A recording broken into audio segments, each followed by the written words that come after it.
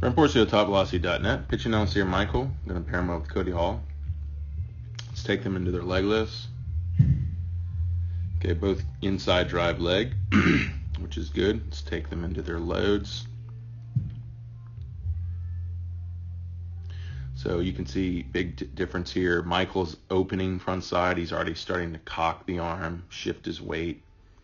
Cody's staying close. He's trying to prevent, delay the throwing phase so he can build more lateral power, more linear power towards the target.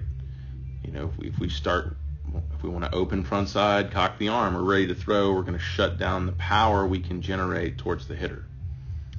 Cody delays that by staying close, staying loaded on the back leg. You can really see him get into his back leg here and then power out of his back leg. Okay, so that's what he does exceptionally well to throw as hard as he does. So you can see Michael here quickly opening front side, quickly throwing glove out and cocking the arm. So when he hits front foot, here he's able, as the backside comes around, he's able to get a little bit of a push off, but it's not the same kind of drive and acceleration and peak acceleration that Cody's able to put through the backside. And the big difference here is when you put that kind of power through the backside, the upper body is along for the ride. It's the core, or it's separating, the core is loading against that lower half power, which really creates the unloading effect of the upper body as opposed to just the pulling effect, which you can see Michael here pulling glove side hard here, even dragging arm. We don't want this elbow to get behind the back. When you start to open your shoulders, you can see that's happening. And then everything wants to go early. That arm, there's the front side is leading the way, so the trunk is kind of left behind the front leg. So everything wants to go early, and you see all this vertical release of the trunk, and you see Cody, all that energy wants to transfer out of that movement forward. All right, so just look at the forward trunk differences, which are going to be dramatic when it comes to velocity, as really the highest correlation to the energy of the ball is the trunk.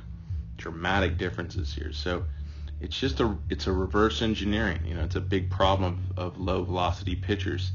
They want to, or they don't have the power to, the ability to load through the back side, so they fly open and they use the front side to bring them down the mound, and what it does is it pulls and drags the backside through, as opposed to being more passive with the front side or delayed and getting the power all out of the backside. So now the upper body is just along for the ride at that point.